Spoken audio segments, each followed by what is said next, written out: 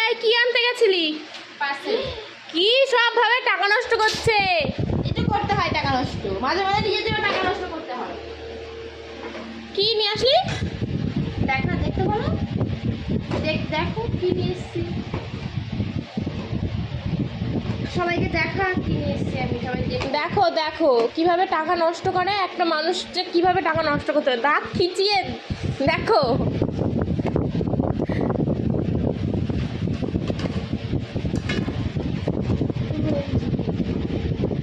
এই যে এই চকলেট অর্ডার করেছে, ও আবার অনলাইন থেকে অর্ডার করেছে।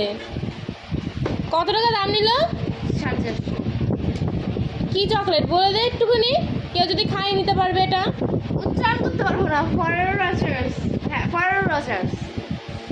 450 টাকা দিয়ে এই চকলেট কিনেছে। তোমরা যদি কেউ খেতে চাও তোমরা অর্ডার করে খেয়ে নাও।